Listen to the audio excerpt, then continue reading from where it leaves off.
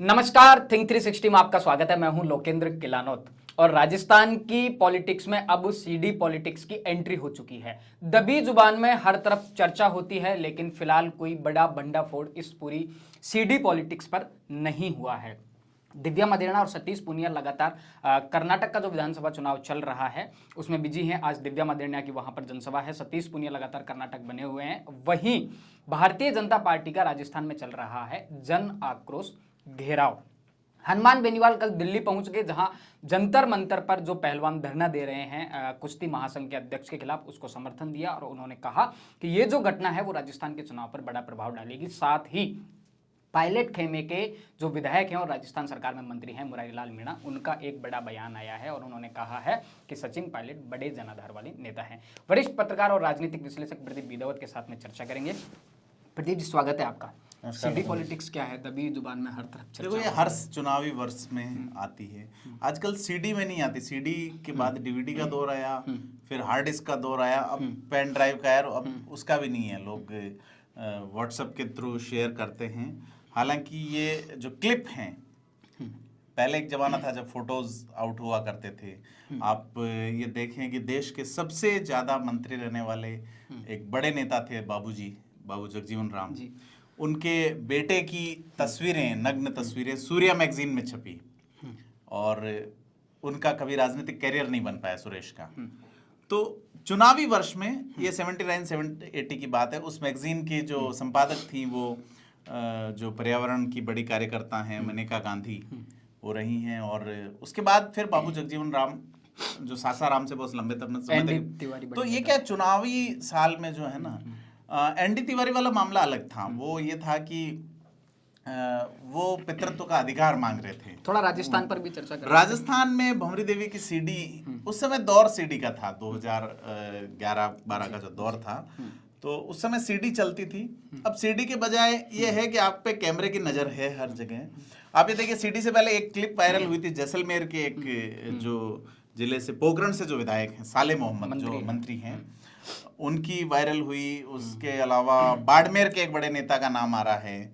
अब बीकानेर का नाम आया है, इसकी पुष्टि नहीं है, लेकिन जुबान में चर्चा होने लगी। लेकिन मैं आपको बता दूं कि आप पिछले 10-15 साल का रिकॉर्ड देख लें या कभी भी चुनावी वर्ष में देख लें, तो चरित्र पर छींटे उछले ऐसी कोशिशें। मैंने बाबू जगजीवन राम जी के पुत्र का उल्लेख इसलिए किया कि उस समय पेपर पे आती थी चीजें। उसके बाद ऑडियो आने लगे, ऑडियो टेप्स लीक की बात आई, फिर वीडियोस आने लगे, जब कैसेट्स चलती थी, फोटोज। आप ये देखिए, ब्लैकमेल करने वाला अजमेर का एक बहुत बड़ा ब्लैकमेल कांड हुआ जिसमें कांग्रेस के कई बड़े नेताओं के नाम हैं।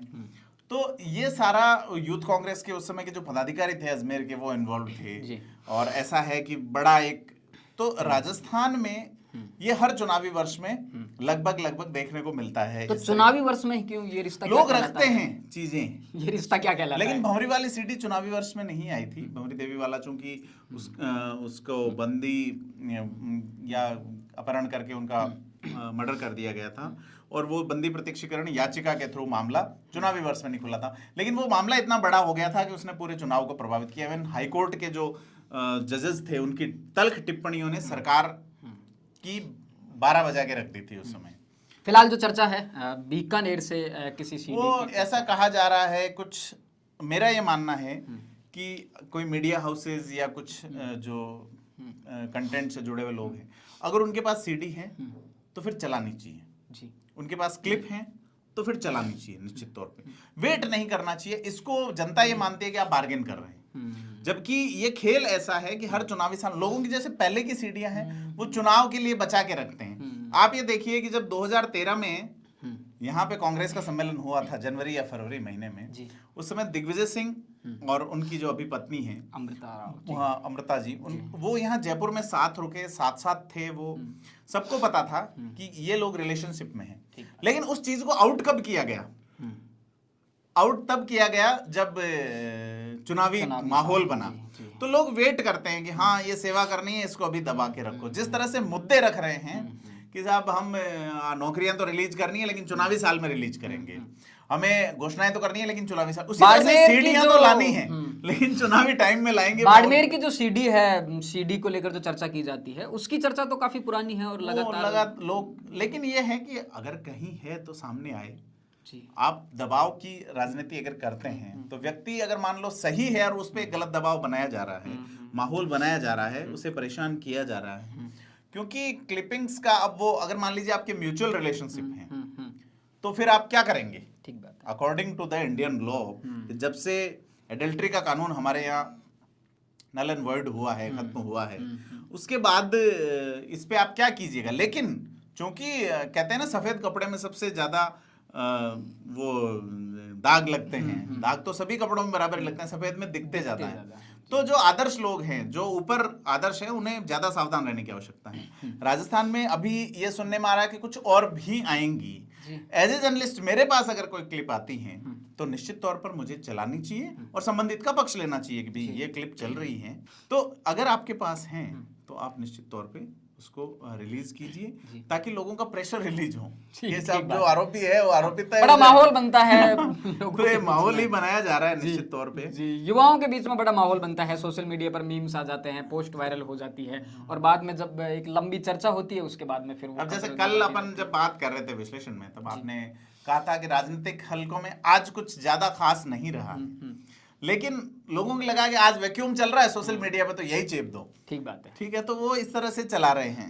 दिव्या मदेरणा कर्नाटक पहुंची हैं आज, भाजपा की तरफ से सतीश पूनिया लगातार है। अब सतीश पूनिया को लेकर चर्चा इस तरह की चल रही है चूंकि भाजपा यहाँ लगातार बिजी है और जितने भी सीएम फेस गिने जाते हैं, मैं सीपी जोशी की बात करूँ, राजेंद्र राठौड़, अर्जुन मेघवाल, गजेंद्र सिंह शेखावत, लगातार ओम बिरला, लगातार जन आक्रोश की जो सभाएं चल रही हैं भाजपा की, उसमें वो शिरकत कर रहे हैं। आज मेवाड़ में कार्यक्रम है तो वहाँ गजेंद्र सिंह शेखावत हैं और वरिष्ठ नेता हैं। सतीश पूनिया को कर्नाटक भेज दिया गया है। इसके दो तरीके निकाले जा रहे हैं। एक तरफ कहा जा रहा है कि पार्टी में उनका कद बढ़ा है इसलिए जिम्मेदारी दी गई है, दूसरी तरफ एक पक्ष यह है कि सतीश पूनिया को राजस्थान से थोड़ा सा आउट करने के लिए कर्नाटक में बिजी कर दिया गया है। उसमें कई सारे अंदरूनी और बाहरी कारण हैं। कुछ तो क्या है कि सही सही आपको बताऊं तो कई चीजें तो ऐसी है कि उनको लेके जो शिकायतें हुई उसका तकाजा लोग करने लगे, अपनी एक्सपेक्टेशंस का, अपने जो टाइमिंग और तमाम चीजों के इन्वेस्टमेंट्स का। तो अब वो अगर जन आक्रोश यात्रा में ही वो अगर हिसाब मांगने खड़े हो जाए कार्यकर्ता पदाधिकारी तो बड़ा संकट हो। तो ये ऐसा अक्सर होता है। ऐसा बताया जाता है कि सतीश पूनिया जब ये हुआ बालोतरा के अंदर अभी कुछ दिनों पहले, जिसमें महिला को थिनर डाल के चला, तो उसमें वो गए। ऐसा बताया जा रहा है कि आला कमान की ओर से अलग टीम भेजी गई, सतीश पूनिया चले गए। तो ये माहौल चल रहा है। इसमें सतीश पूनिया को किस तरह से एक सेफ जोनर दिया जाए कि सतीश पूनिया का एक डिग्निटी, एक क्वालिटी भी बनी रहे, और वो लगातार वहां परफॉर्म कर रहे हैं। उपनेता हैं प्रतिपक्ष में। यही नहीं, वहां पे जोगेश्वर गर्ग हैं जो कि पार्टी के विधानसभा में सचेतक हैं, तो वो भी कर रहे हैं। और भी तमाम नेता जो कि साउथ में पकड़ रखते हैं। मैंने आपको पहले भी कहा था कि जालोर, सिरोही, पाली, बाड़मेर इलाके के बहुत लोगों का कर्नाटक में जिगनी जगह है, वहां पे काम है। उसके अलावा बहुत सारी जगहें हैं जहाँ पे वो लोग। आज तो हम चर्चा कर रहे थे कि अशोक गहलोत कर्नाटक कब जाएंगे, लेकिन पहुंच गई हैं दिव्या मदेरणा। और मारवाड़ी समाज की एक रैली है किसी कांग्रेस प्रत्याशी के समर्थन में, उसमें मुख्य अतिथि दिव्या मदेरणा को बनाया गया है। इसके भी कई मायने निकाले जा रहे हैं। बिल्कुल, दिव्या मदेरणा एक नया फेस हैं। गहलोत खेमे के बद्री दाखड़ से उनकी सीधी अदावत है। अशोक गहलोत भी ये कहा जा रहा है 2-3 तारीख के आसपास, मतलब अगले महीने में वो कर्नाटक में कैंप करेंगे। तो अभी चूंकि वो महंगाई राहत कैंप कर रहे हैं, तो जो फाइनल इफेक्ट वाली चीजें हैं वहां पर नेताओं का पहुंचना। आज मल्लिकार्जुन खड़गे ने जो बयान दिया है प्रधानमंत्री नरेंद्र मोदी को लेके, इससे यह है कि जबान तल्ख हो गई है। वो उनका गृह राज्य है और ऐसा कहा जा रहा है कि 3 बार सीएम बनते बनते चुके हैं खड़गे। ये बयान कुछ ऐसा ही तो नहीं है। तो उन्होंने ये उसी तरह का बयान दिया है जैसा सोनिया गांधी ने उन्हें मौत का सौदागर कहा था बहुत पहले। बीजेपी या नरेंद्र मोदी की टीम वो भूली नहीं है और वो उनकी कार्रवाइयों में नजर भी आता है।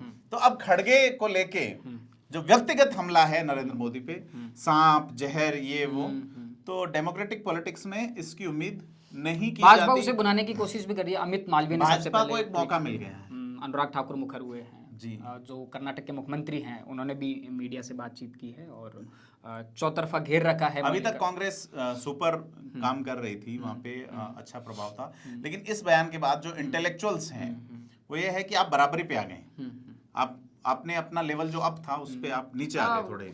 मल्लिकार्जुन खड़गे को एक सधी जुबान वाला नेता माना जाता है और वो बहुत लो प्रोफाइल में रह के अपनी बात कहते हैं, संभल कर अपनी बात कहते हैं। मुझे याद है कि 2015 का वक्त था जब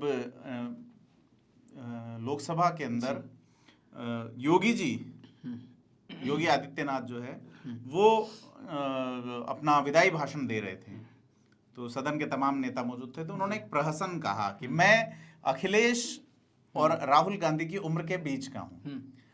ठीक है, तो उन्होंने तो खड़गे जी खड़े हुए और उन्होंने कहा कि आप अब मुख्यमंत्री बन गए हैं और आपको भाषा संयमित रखनी चाहिए। उन्होंने योगी को ज्ञान दिया था और वो भाषा मल्लिकार्जुन खड़गे जी खुद ही खो बैठे हैं कर्नाटक में।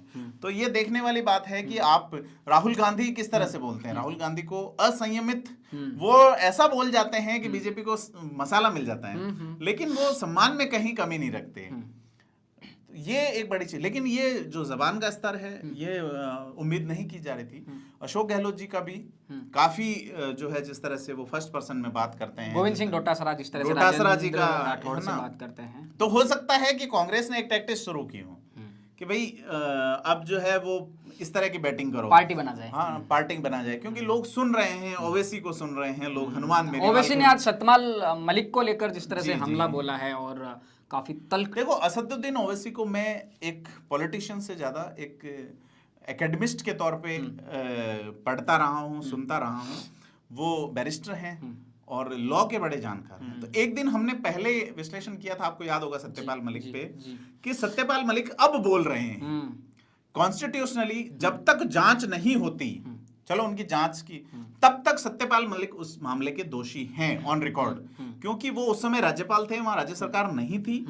और गलती जो है सबसे पहली, मुख्य सचिव आपको रिपोर्ट कर रहा है, वहां की पुलिस आपके अंडर में है, वहां का शासन प्रशासन पूरा अंडर में है, और उसके बाद आप 2 राज्यों के राज्यपाल के रूप में प्रिविलेज लेते हैं। वही बात आज असदुद्दीन ओवैसी ने कही है।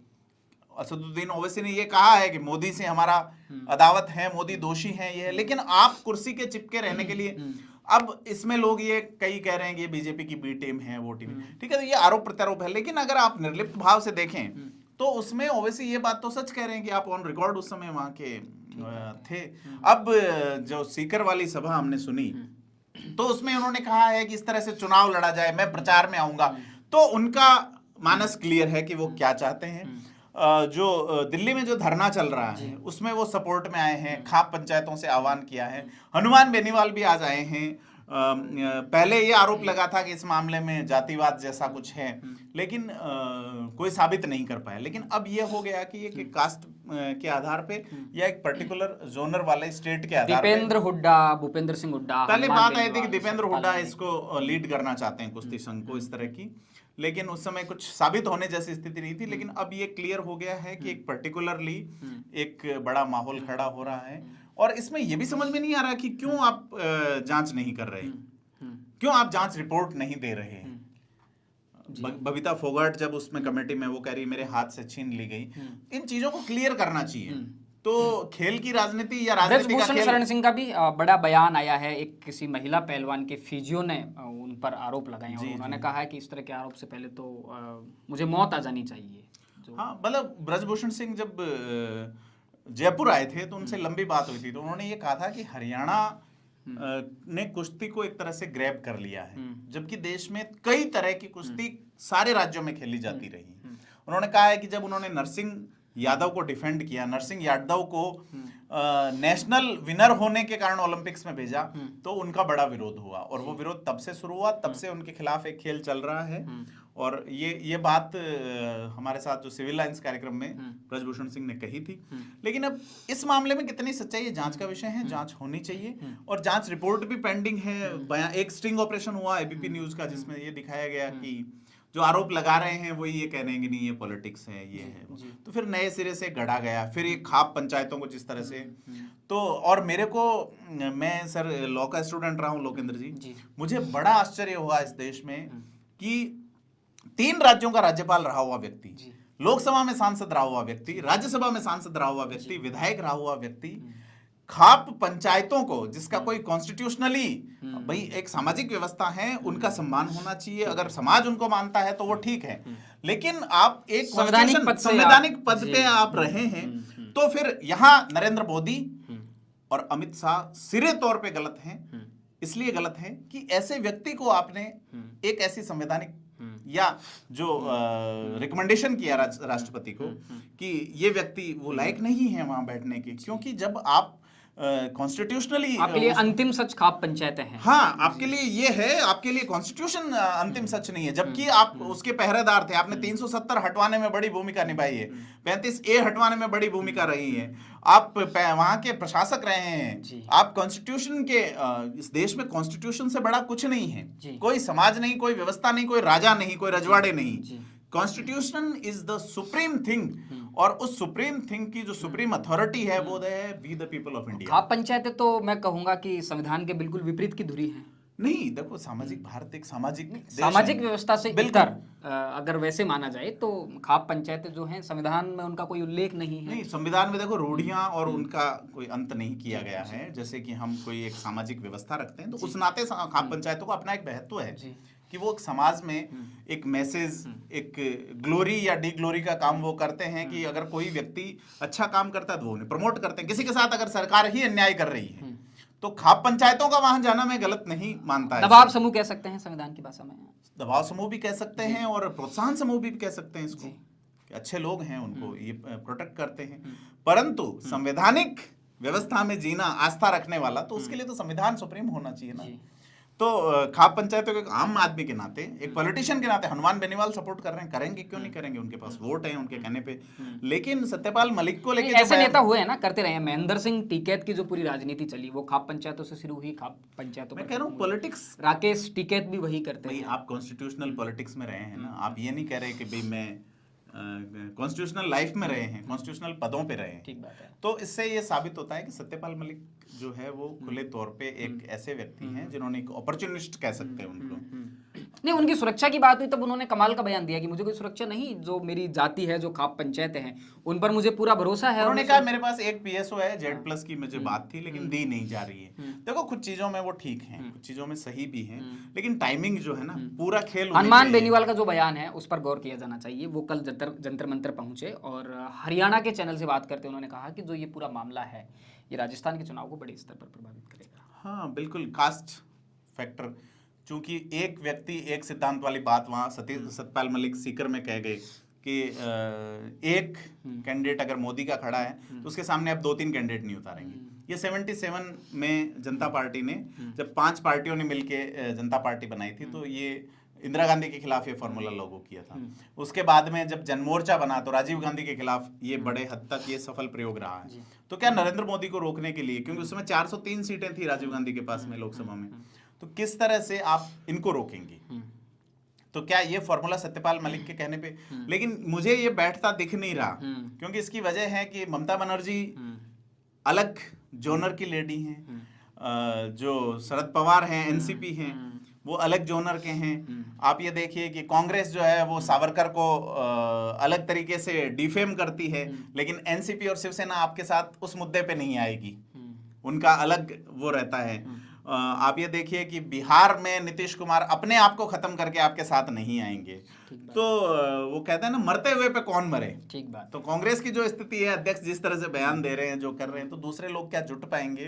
वो भी सत्यपाल मलिक के आह्वान पे। एक और बड़ा सियासी दाव माना जा रहा है कि आनंद मोहन सिंह की जिस तरह से रिहाई हुई है और नीतीश कुमार का जो पूरा खेमा है, और आनंद मोहन जिस तरह से बयानों में नीतीश कुमार के लिए सॉफ्ट कॉर्नर दिखा रहे हैं, तो ये तो तय बात है। जिस तरह की मीडिया रिपोर्ट्स का अगर मैं दावा करूं कि नीतीश कुमार ने एक बड़ा मास्टर स्ट्रोक चल दिया है, एक बड़ी आबादी है आनंद मोहन सिंह की, और लोकसभा चुनाव नजदीक है, तो नीतीश कुमार का जो ध्यान है कहीं ना कहीं वो लोकसभा चुनाव पर बड़े स्तर पर है। देखो कॉन्स्टिट्यूशनल पॉलिटिक्स में चंद्रशेखर एक गजब की बात कहा कि आप स्थायी दुश्मन मत बनाइए, कब किसी से सहयोग लेना पड़ जाए, क्योंकि आपको देश चलाना है।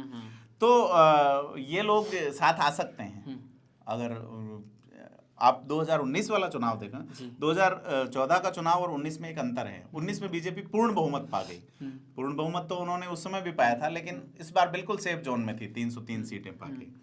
तो वो वापस एनडीए में भी जुड़ सकते हैं, उनकी विचारधारा रही है। नहीं, बीजेपी की भी वही स्थिति बनी है, आनंद मोहन की तो तो रिहाई वहाँ है राजनीति में ये है कि आप अगर सीटें लाते हैं तो आप खास होते हैं। लालू प्रसाद यादव के पास जब सीटें थी, यूपीए फर्स्ट में जब सरकार बनानी थी, तो लालू यादव रेल मंत्री हुए इस देश में और उन्होंने फेमस किया, और बाद में जब उनका अच्छा बहुमत आ गया तो उन्हीं को सल्टा दिया गया। खैर, अगला जो जरूरी मुद्दा है कि पायलट खेमे के विधायक हैं और मंत्री भी हैं मुरारी लाल मीणा, उनका एक बड़ा कृषि विपणन मंत्री है, उन्होंने कांग्रेस की मीटिंग में ही ये बात कही है। तो ये पायलट खेमे के लोग जो खास, चूंकि वो जनरल सीट से उनको लड़ा के गुजरों के समर्थन से सचिन पायलट ने जितवाया, तो वो उनकी बड़ी बात है कि वो अब तक सचिन पायलट के साथ हैं। बाकी कई लोग जो है साथ आए, वो कई तो मानेसर से ही भाग गए थे, उसके बाद कई और। तो ये मुरारी लाल मीणा का स्टैंड है और उन्होंने पायलट की महत्ता को लेके एक बात कही। तो अब ये माना जा रहा था कि पायलट पे फैसला होगा कर्नाटक चुनाव के बाद, लेकिन जिस तरह के बयान आ रहे हैं उससे तो कर्नाटक चुनाव ही फंसता नजर आ रहा है कि इसके बाद आप ये देखिए कि एक डिफेमेशन कोर्ट राहुल गांधी ने कहा, जो कांग्रेस में खड़गे से भी बड़े नेता है, निर्विवाद रूप से अघोषित हैं, ठीक है, तो उनकी सदस्यता सांसदी जा चुकी है। बीजेपी इसे भूलेगी नहीं, सदस्यता सांसदी पे खड़गे पे भी बात कर सकते हैं, क्योंकि नरेंद्र मोदी, अमित शाह बड़े आरोपों में रहे हैं गुजरात रहते हुए। अमित शाह को तो तड़ीपार जैसे शब्दों का सामना करना पड़ा है, वो जेल रहे हैं, वो बदला लेंगे निश्चित तौर पे मुझे लगता है, और किस रूप में लेंगे वो देखना है, क्योंकि अभी तक की हिस्ट्री ये है। तो नहीं, तो कुछ ना कुछ तो सचिन पायलट को खामोश माना जाए कि अब कर्नाटक चुनाव का वेट कर रहे हैं, उन पर फैसला होगा नहीं होगा, ना वो कहीं एक्टिवनेस दिखा रहे हैं। लास्ट उनका जो करोड़ीलाल मीणा का धरना था, उसके बाद वो एक महादेव मंदिर में पहुंचे, लेकिन उनके जो मैं कहूं कि लॉबी के जो लोग हैं, उधर राकेश पारिक कभी कंकर फेंक देते हैं, कभी वेद प्रताप सोलंकी कंकर फेंक देते हैं, आज कंकर मुरारी लाल मीणा ने फेंक दिया है। तो वो इस झील को बिल्कुल खामोश नहीं होने देंगे। एक छोटा सा कंकर फेंक दो, लहर कहां तक जाती है, फिर खामोश होने लगे, फिर एक फेंक दो, तो ये माहौल बना रहेगा। उन्होंने ये कहा है कि कांग्रेस में इंटरनल डेमोक्रेसी है, ये वो मुरारी लाल मीणा को, अब ये बात मुरारी लाल मीणा भी जानते हैं, और सबसे बड़ी बात कि राजस्थान की जनता भी बहुत अच्छी तरह जानती है। कल हमने जिक्र किया था कि कांग्रेस युवा मोर्चा के जो चुनाव है उनकी स्थिति क्या है, क्योंकि पायलट खेमे के प्रत्याशी को वेटेज नहीं मिले, वो जीत नहीं जाए, इसको लेके रिजल्ट रिव्यू हो रहा है ऑनलाइन। मेरे ये समझ में नहीं आ रहा, how can verified the online votes. ठीक बात है ना, आप बैलेट तो आप वापस खोल के चेक कर सकते हैं कि गलत है सही है, लेकिन ये एक बड़ी चीज है। तो वहाँ इंटरनल डेमोक्रेसी की क्या स्थिति है जी, वो देखने वाली बात है जी।